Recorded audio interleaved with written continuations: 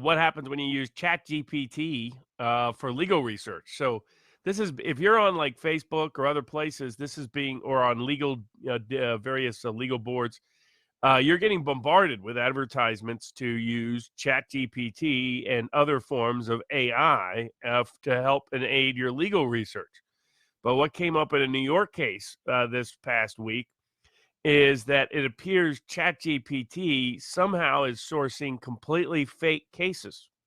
So a lawyer used ChatGPT and they look like legitimate, like it had a full citation. It looked like you would expect a case to look like, and so they cited a half dozen cases that then when the court went to look at it, said these cases don't exist. They're completely fictional. These are fake citations. And so got caught, in a sanctions hearing, and the lawyer was trying to explain. I had no idea that ChatGPT just made stuff up. Now, obviously, they should have double checked and cross checked in the actual legal databases and made sure those cases were still good law and things like that.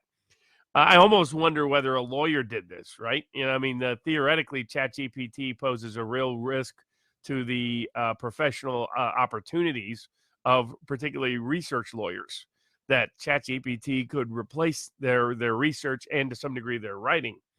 And you would know, and at a much cheaper rate, like ChatGPT is, you could get basically for like $10 an hour is the kind of equivalent, rather than $300 an hour or $500 an hour, whatever the going rate is, depending on where you are in the country for a research lawyer.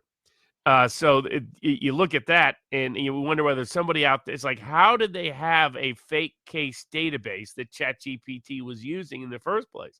But this is coming up in multiple contexts where ChatGPT appears to have a lot of, somehow its sourcing has a lot of fake information. It was totally made up information, not politically debated, contestable information, but just made up information, and doesn't know how to distinguish and delineate between real cases and fake ones.